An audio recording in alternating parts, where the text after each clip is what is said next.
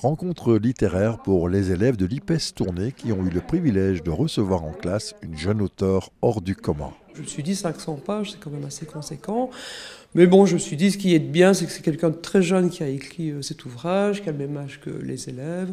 Et donc, je voulais vraiment cette rencontre entre leurs univers assez proches, découvrir sa méthode de lecture, d'écriture, comment elle s'est fait publier. Je pense que c'est vraiment enrichissant pour les élèves. En fait, c'est de mon imagination, donc de mes rêves et de l'histoire que je me faisais dans ma tête, que je voulais partager. Je peux diriger l'histoire comme je veux, je peux faire ce que je veux dans l'histoire, donc je peux être qui je veux et parler de ce que je veux, un peu de tout ce qui me touche, tout ce qui me tient à cœur et toutes les problématiques qu'il y a aujourd'hui. Elle ne laisse pas les choses se faire toute seule, elle-même a cherché son édition, elle-même a écrit son histoire, l'a publiée alors qu'elle aurait très bien pu la garder pour elle-même.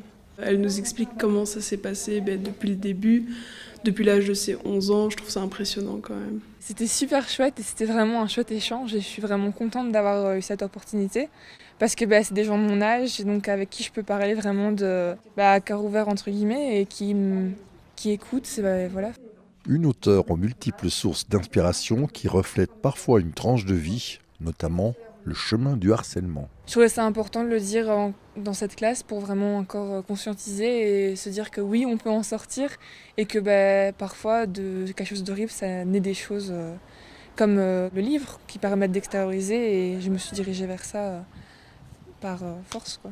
Je suis pas une grande lectrice, mais son livre, je l'aime beaucoup parce que ça m'a beaucoup pris dès que je l'ai lu. Ça m'a beaucoup remonté. J'avais baissé les bras, mais ça m'a reboosté pour l'avenir. La lecture peut apporter justement l'imaginaire, peut-être aussi un bouclier contre les épreuves de la vie, un refuge important, et alors au niveau de la langue, une construction certaine, améliorer le français, ses connaissances. Je sais que je vais faire de ma vie donc prof de latin. Et je sais vers quoi je me dirige. Le tome 2 qui sort l'année prochaine, et puis au fil des ans, les 2 autres tomes, donc il y en aurait 4.